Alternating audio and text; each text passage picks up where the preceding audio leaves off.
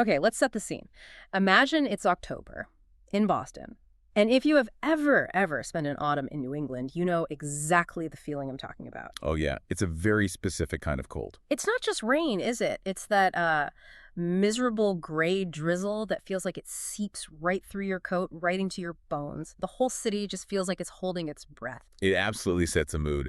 You've got the wet cobblestones, the fog rolling in off the harbor, and this, I don't know, this sense of centuries of history just weighing down on everything. Exactly. But look, we're not here for a travelogue. We're here because this particular Boston at this particular time is a city that is profoundly divided. And I don't just mean by a river or some highway. I mean by money, by class, by prestige, and maybe most importantly, by the grim reality of who gets to live and who dies. The collision of worlds. That's it. We're standing at the intersection of three very different worlds that, on any normal day, try desperately not to touch each other. You've got the high society Brahmins up on Beacon Hill, Yeah. the old money families.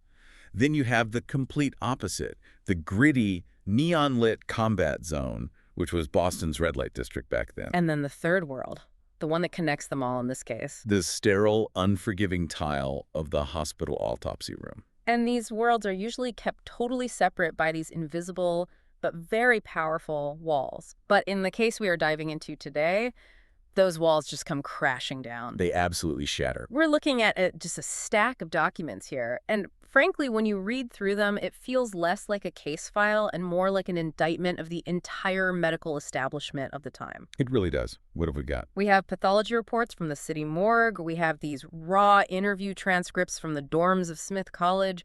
And we have private whispered admissions from surgeons who, let's be honest, act like they are gods. So this really isn't just a true crime story.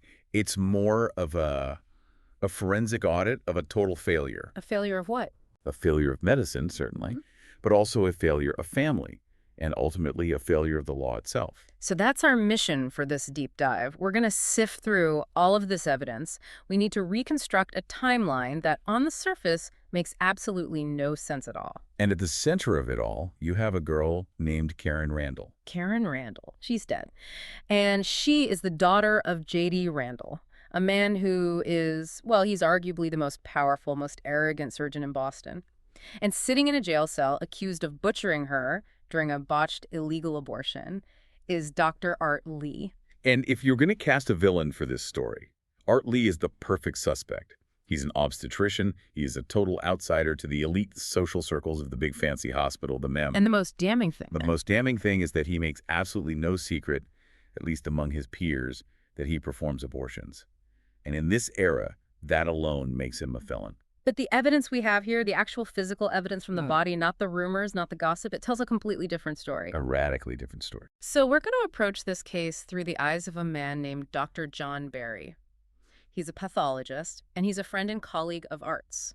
And unlike the police or the press or even the grieving family, Barry decides to treat this legal case like a medical diagnosis. That's a great way to put it. He doesn't care what the police say. He doesn't care what the father wants to believe. He cares what the body says. And as we're about to see, the body is practically screaming that everyone involved has got it completely wrong. So let's start with the accused man himself. To really get why Dr. Art Lee is sitting in this jail cell, you have to understand the medical climate of Boston at this time. It really is a tale of two hospitals. It is. First, you have the MEM, Boston Memorial. They call it the Temple. Right, the Temple. This is where the J.D. Randalls of the world work. It's all about prestige, massive research grants, polished marble floors, and, endowments from families who probably came over on the Mayflower. And then on the other side of the tracks, literally and figuratively, You have the city, Boston City Hospital. And this is where the police dump the bodies they find in the gutter. It's underfunded, it's grimy, it smells like antiseptic trying to cover up desperation. This is Art Lee's world. No, it's really important to stress something from the source material here. Art isn't some back alley amateur. Not at all. He's a highly skilled, board-certified obstetrician. He's a legitimate doctor working in a broken system. Okay, so that's the big question then. Why is a board-certified doctor performing illegal procedures? Why would he take that enormous risk to his career, to his freedom? It all comes down to his personal philosophy. Art operates on this very specific and, for the time, pretty radical ethical framework. He has this line. He says, morality must keep up with technology. Morality must keep up with technology. Okay, that's a heavy statement. Unpack that. What does he actually mean by that in practice? Well, he argues that laws are static, right? They sit on paper in law books, and they don't change for decades, sometimes centuries. But medicine, Medicine is the opposite. It's dynamic. It changes every single year. constantly. So he believes that if a woman is pregnant and desperate in this era, she really has two choices. She can go to a safe, skilled doctor like him and break an outdated law, or she can go to some butcher in a basement with a coat hanger and potentially die. So for him, the choice isn't really between moral and immoral. No. He says it's a choice between being moral and dead or immoral and alive. And he believes that faced with that choice, any sane person chooses life. That's an incredibly utilitarian view. He's essentially trying to minimize harm in a system that he sees as fundamentally broken and dangerous. That's it, exactly. He has this concept he calls the death threshold. The death threshold. Yeah. He argues that society as a whole tolerates a certain number of women dying from botched abortions every year. It's just background noise to the politicians. It's a statistic. He believes society only moves to change the laws. When that death count becomes so high, it's catastrophe. So by performing safe abortions himself, he believes he is saving individuals one by one, even if, paradoxically, he's preventing the larger catastrophe that might finally force the law to change. He's a walking contradiction. He is. And to the medical elite, to the men at the MEM, he's what they call a class traitor, because he's getting his hands dirty with the messy realities they'd rather ignore. And that, of course, puts a massive target on his back, especially with powerful men like J.D. Randall. J.D. Randall is the complete antithesis of Art Lee. Randall is a heart surgeon. He is the king of the memorial.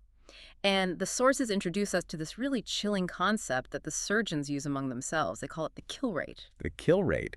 That sounds like something from a war movie or a video game lobby, not something you hear at a hospital break room. It's terrifying, isn't it? But in high-stakes surgery, the kill rate is your mortality statistic. It's simple. How many patients die on your table? And for men like Randall, keeping that number as low as possible is the source of all their power and prestige. Yes, they view a death not as a natural outcome, not as a tragedy, but as a personal insult. It's a failure of their skill, a stain on their record. There's this quote in the notes, all heart surgeons are bastards. It speaks to that God complex. Whereas a pathologist, someone like our narrator Barry, or even a pragmatic doctor like Art Lee, they see death very differently. Completely. For a pathologist, death isn't a failure, it's data. It's the starting point of the whole inquiry. And for Art Lee, death is the horrible outcome to be avoided by any means necessary, even if it means breaking the law. So you have this massive tension just waiting to explode. You have Art Lee, the compassionate outlaw, and J.D. Randall, the surgical god. And when Randall's daughter dies, he doesn't just want justice. No, he wants a purge.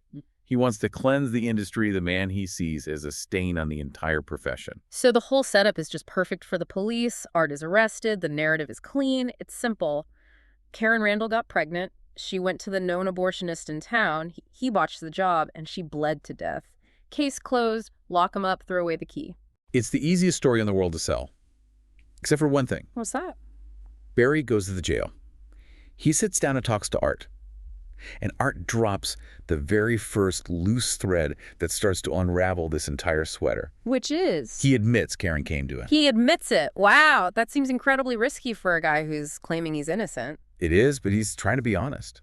He says, yeah, she came to my office. But he says he sent her away. Why? Why would he send her away? Because of her story.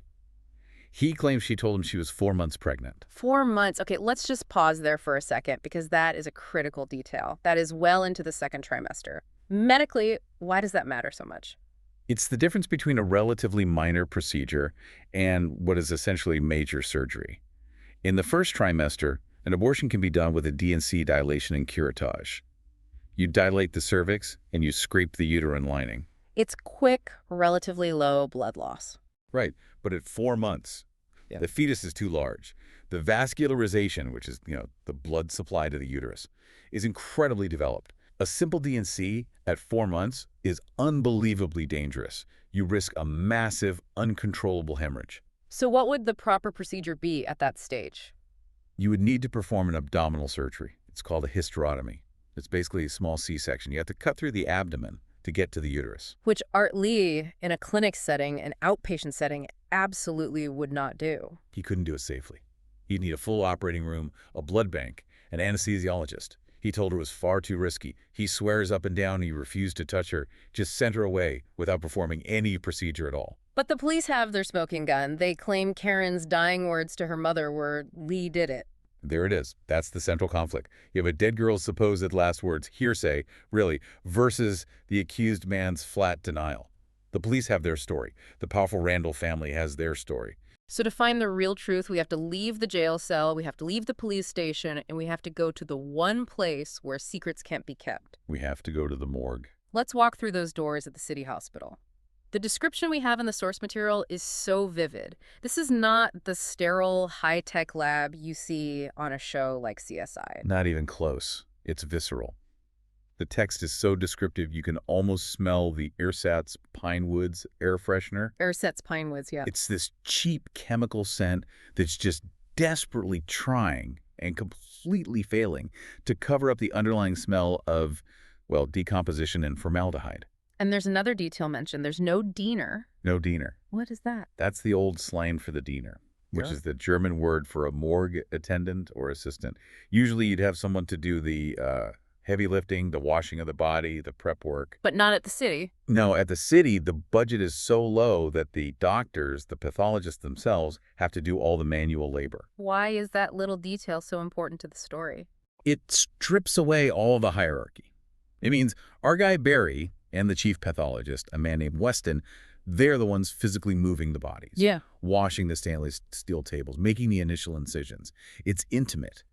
It forces them to look at this body not just as a case file number, but as a physical, tangible reality. Okay, so they begin the autopsy on Karen Randall. Now, we're going to have to get a little technical here because the devil is absolutely in these details.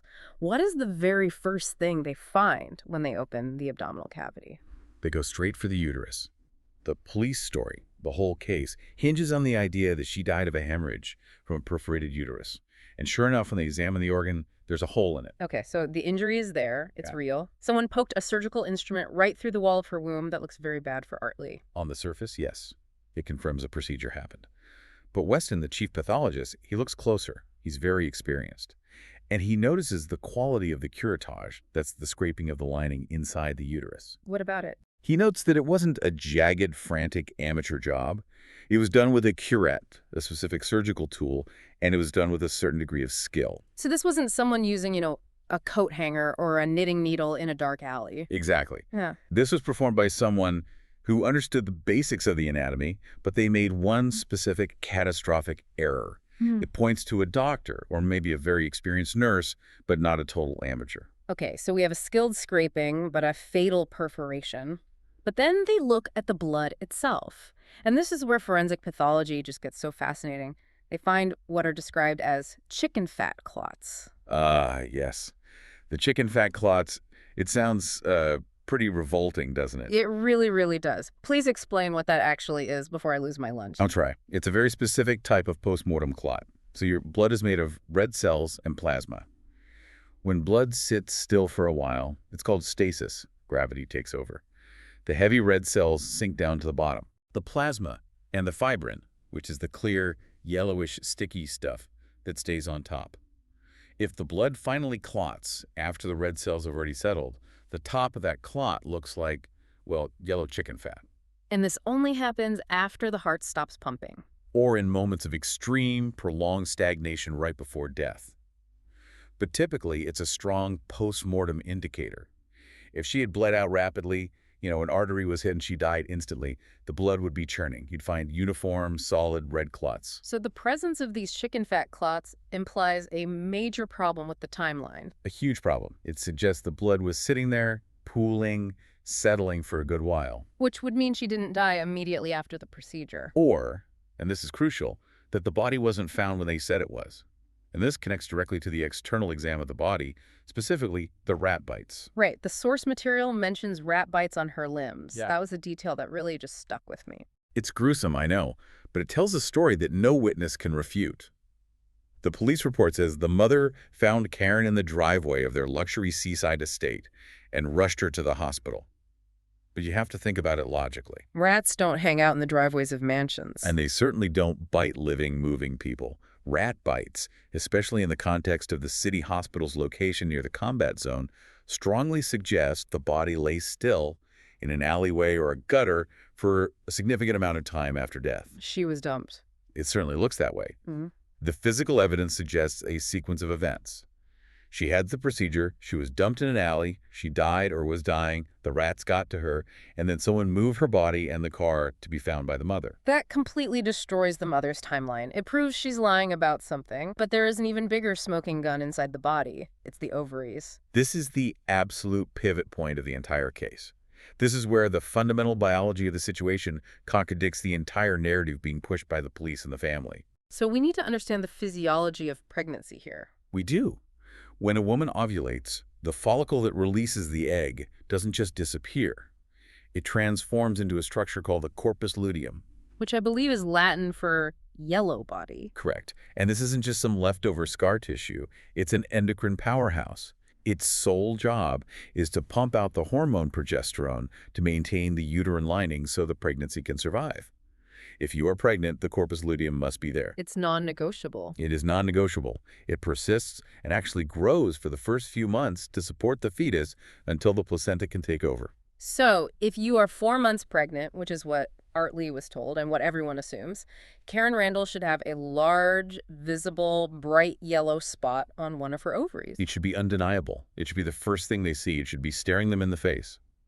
But when Barry and Weston examined Karen's ovaries, they are perfectly smooth. There is no corpus luteum. None at all. Zero. Nothing. Not even a remnant of one. I want to be crystal clear for anyone listening. Is there any medical scenario, any bizarre 1 in a billion anomaly where a woman is 4 months pregnant without a corpus luteum? No. It is biologically impossible. Without the progesterone it produces, the pregnancy would have spontaneously miscarried weeks and weeks ago. So Karen Randall wasn't pregnant. She was not pregnant. My God, that changes everything. If she wasn't pregnant, why on earth did she go to an abortionist? Why was her uterus enlarged, which they note it was? Why did she tell people she was pregnant? That is the central mystery that Barry now has to solve. But there's one more piece of physical evidence from the autopsy table, the shave. The pubic shave. Right, the area was shaved completely clean. Yeah. But the skin itself was perfect. There was no razor burn, no nicks, no tiny cuts. Why is that suspicious? I mean, a good shave is a good shave. Think about a preoperative prep in a busy hospital or a clinic. A nurse or a doctor is working quickly. They're using a standard disposable razor. They almost always leave a tiny nick or a scratch somewhere. It's just standard. A perfectly smooth shave like this suggests it was done slowly, meticulously, with great care. It suggests she did it herself before she went to the procedure. That's the most likely deduction, yes. Yeah. So let's just recap the autopsy findings, because it's a list of contradictions. Karen Randall probably shaved herself. She was not pregnant. She was dumped in an alley where her dead body was bitten by rats. And yet she died from a perforated uterus caused by a scraping tool used by someone with at least some medical skill. It's a complete paradox. She died from a procedure to fix a condition she didn't even have. Precisely.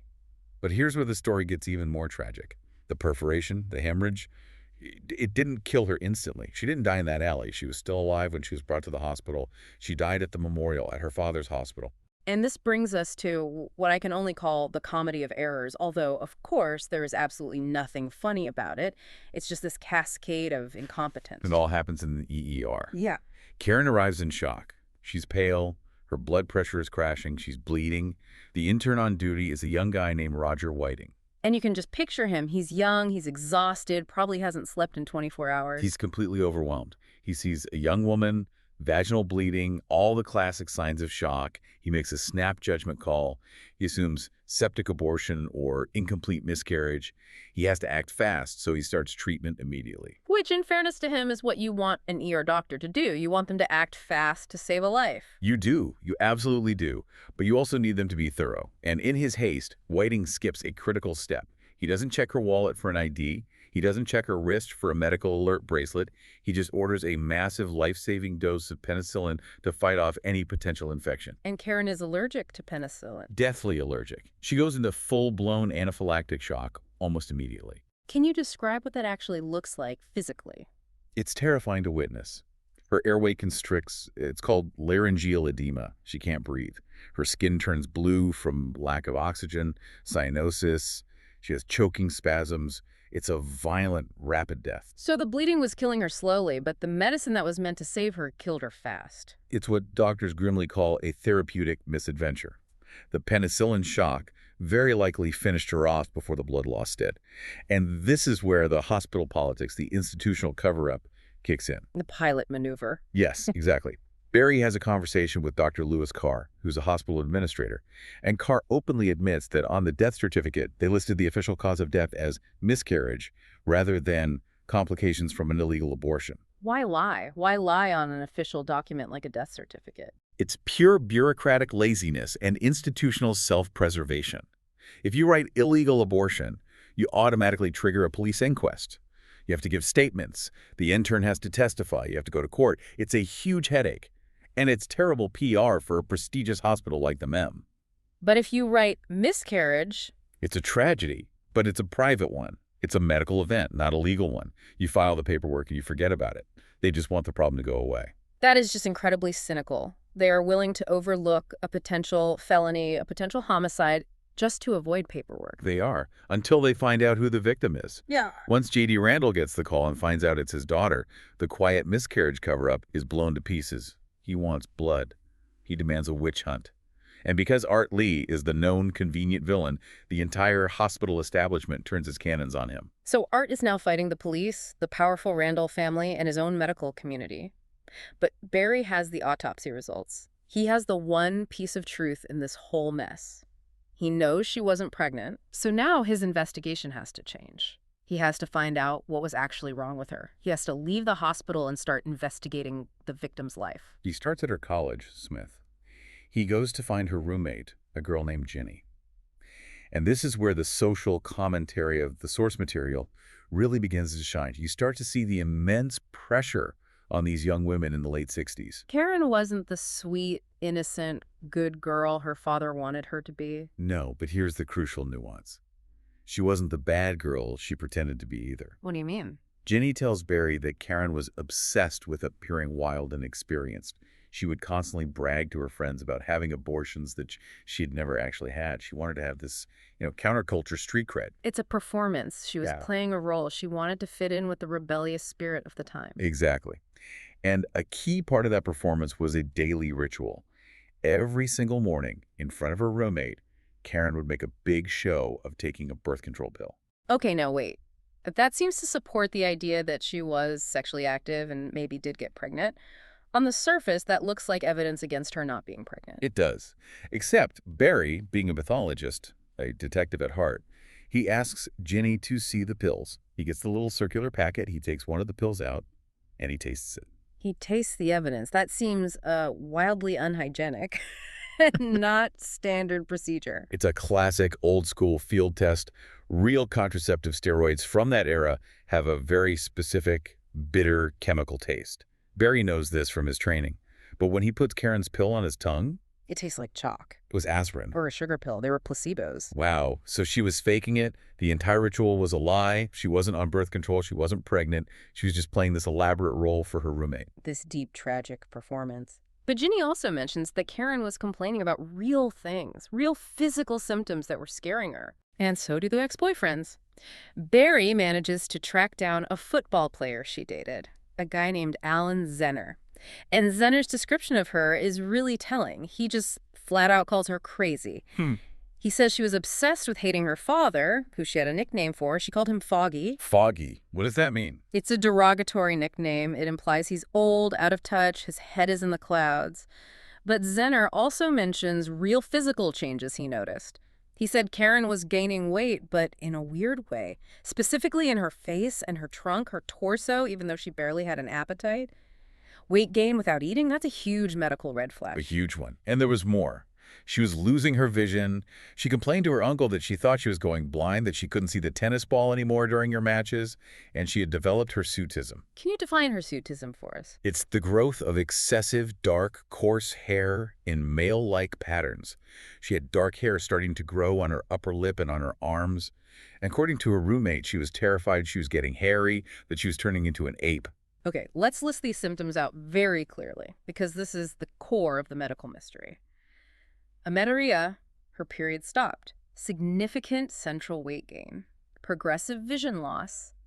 And hirsutism, abnormal hair growth. Right. Now, to a layperson or to a scared college student like Karen, the stopped periods and the weight gain look exactly like one thing. Pregnancy. That is the trap. Karen looked in the mirror, she saw a growing belly, and she hadn't had a period in months, and she self-diagnosed. She told her friend she was pregnant because it was the only explanation she could possibly understand. It's the simplest explanation, and the one that fit the rebellious narrative she was trying to build. But to a trained doctor, do those 4 symptoms together, especially with the vision loss and the hair growth, do they spell pregnancy? No, absolutely not. The vision loss and the hair growth are the keys that unlock the whole thing. Pregnancy doesn't make you go blind. And while some hormonal changes happen, pregnancy doesn't usually cause rapid dark hair growth on the face. These are clear systemic markers of something else. So why did nobody in her life, a life full of doctors, spot it? Her father is a famous surgeon. Her uncle is a medical researcher. She is surrounded by the royalty of Boston medicine. And that brings us right to the heart of the dysfunction of the Randall family. J.D. Randall, the father, is described in the sources as a complete tyrant. He was so busy polishing his own godlike reputation and controlling his family that he never actually looked at his daughter. He just saw what he wanted to see, which was a problem child who was embarrassing him. He saw the behavior, not the cause. Exactly. And the uncle, Peter Randall, is in some ways even more interesting and perhaps even more culpable in her death. What's his deal? Peter's a researcher. He's obsessed with calcium metabolism, spends his days chopping the heads off rats for his experiments. And he admits to Barry that he actually treated Karen. She came to him directly with these exact complaints. So he knew about the vision loss and the hair growth. He knew all of it. He even suspected the right category of illness. He suspected a tumor. He was concerned enough that he ordered skull films, which are just x-rays of her head, to look for one. Okay, so he was on the right track. What happened? He claims the test came back negative. So he just stopped looking. He did worse than that. He told her it was psychosomatic. He told her it was all in her mind. Oh, that phrase. That phrase just makes my blood boil. It is the ultimate dismissal in medicine, and it's a dismissal that has been used against women for centuries. We can't find it on our machine, therefore you are hysterical, you are making it up. It is a profound and dangerous cognitive error that doctors still make today. He trusted his machine, or his interpretation of the x-ray, more than he trusted the living, suffering patient sitting right in front of him. Because the film was clear, he decided her blindness and her stop periods were just hysteria. He ignored the biological reality because it didn't fit his data set. So Karen is left completely alone. Her father thinks she's a delinquent, her uncle thinks she's crazy, her ex-boyfriend thinks she's a liar. She's trapped. She's convinced she's pregnant. She goes to Art Lee. Art Lee listens to her story and says, "You're 4 months along, it's too dangerous, I can't help you." And you know, Art failed her too, in a way. He also accepted her self-diagnosis. He didn't perform a physical exam to confirm the pregnancy himself. He just took her word for the timeline and sent her away, probably to protect himself legally. Another person who didn't look closely enough. So where did she go? She's desperate. She believes she needs an abortion, and the one person she thought could help has turned her away. We get a huge clue from the stepmother, Mrs. Randall. When Barry goes to the family estate to interview her, she reveals that she found a check in Karen's purse after she died. It was a check for $300 written out to cash. And remind us again what Art Lee charges for his services. Art charges $25, just enough to cover the lab fees and the supplies. He wasn't in it for the money. $25 versus $300. That's a massive, massive discrepancy. The $300 price tag tells us everything. She went to a commercial abortionist. This was someone doing it for profit, likely with far less skill and far fewer scruples than Art Lee. An amateur or a greedy physician working way off the books. And this unknown person is the one who performs the procedure. And this is the final mechanical tragedy. Imagine you are this illegal, for-profit abortionist. You believe, based on what Karen told you, that you are about to scrape a 4-month pregnant uterus. Okay. A pregnant uterus is soft. It's described as boggy. It has thick vascular walls to hold the growing fetus. You can push against it with your instrument with a curette, and it has give. It's resilient. But Karen's uterus wasn't pregnant. It was normal. It was firm, it was small, and its walls were thin. So the abortionist inserted the instrument expected to feel the resistance or find the depth of a pregnant uterus, and pushed. They went right through the thin, non-pregnant wall. Perfect. Immediate, massive hemorrhage, panic. The abortionist knows their patient is dying. They can't take her to a hospital because they'll be arrested for murder. So they dump her and the car in an alley to avoid getting caught. It's just this horrifying cascade of assumptions. Everyone assumed she was pregnant. Karen herself, Art, the final abortionist, her roommate, and that one single wrong assumption masked the real killer all along. The tumor. Let's finally give her the diagnosis she never got when she was alive. Based on this very specific cluster of symptoms, what did she actually have? Based on the full picture, the amenorrhea, the hirsutism, the central obesity, and especially the vision loss, it is almost certainly a tumor affecting her endocrine system. And that vision loss is the absolute giveaway. Why is the vision loss the key? It's pure anatomy. The optic chiasm, which is where the optic nerves from your two eyes cross over, it sits directly on top of the pituitary gland at the base of your brain. If you have a pituitary tumor that's growing upward, it presses on those nerves, it causes tunnel vision and eventually blindness. And a pituitary tumor would completely wreck your hormones. It would throw your whole body into chaos. The pituitary is the master gland. It regulates everything. It can stop your periods. It can overstimulate the adrenal glands to pump out cortisol and androgens, which are male hormones. That explains the hair growth and the specific pattern of weight gain. The most likely diagnosis is a basophilic adenoma of the pituitary gland. She had a brain tumor. A treatable one, most likely. If her uncle had looked closer at that x-ray, if he'd ordered more advanced tests, or if her father had just for 1 second listened to her complaints instead of judging her, she would have been in an operating room for a tumor, not dying in an alley after a phony abortion. That is just the most heartbreaking synthesis of this whole case. Karen Randall died because she was misdiagnosed by society before she was ever misdiagnosed by medicine. That is a very powerful way to put it. The social label of wild girl or problem child completely obscured the medical reality of sick patient. And Dr. Art Lee is just the collateral damage of this family's tragedy and denial. He is the scapegoat. But thanks to Barry's methodical forensic work, the chicken fat clots, the smooth ovaries, the aspirin pill, the price of the check art finally has a real defense. The science exonerates him. He couldn't have aborted a pregnancy that never existed in the first place. This deep dive, it really highlights the stark difference between the idea of medical practice and the search for medical truth. You have these surgeons who care about their reputation, their kill rate, their prestige, and then you have the pathologist who just cares about what the tissue says. Pathology is the ultimate truth teller in medicine. The dead don't lie. They don't have egos to protect. They don't cover up their mistakes. They just show you what is there if you have the courage and the stomach to look. It also really makes you think about the incredible fragility of the diagnostic process. We put so much trust in doctors to be objective detectives. But here, in this one case, we see an intern, a specialist researcher, and a world-famous chief of surgery all miss the obvious because of their own biases and assumptions. It's a profound warning. Medicine isn't practiced by computers, it's practiced by humans. And humans are flawed, biased observers. Before we wrap this up, I want to leave you, the listener, with one final thought to mull over. We often hear this phrase, follow the science. But in this case, the science, the x-rays, the basic biology, it was there, but it was ignored in favor of a narrative. And the narrative was, rebellious daughter gets herself in trouble. That narrative was so powerful, so convenient for everyone, that it completely overrode the clear clinical evidence of a brain tumor. Exactly. So the provocation for you is this. In your own life or in the news you consume every day, how often are you accepting a diagnosis, whether it's social or medical, just because it fits the story you already expect to hear? That really is the question, isn't it? Karen Randall's body told the truth from the very beginning, but nobody was listening until it was far too late. Let's try to make sure we're all better listeners. Agreed. That's all the time we have for this deep dive. It's a grim story, but a necessary one, I think. Thanks for examining the evidence with us today. My pleasure. We'll see you next time. And as always, keep asking questions.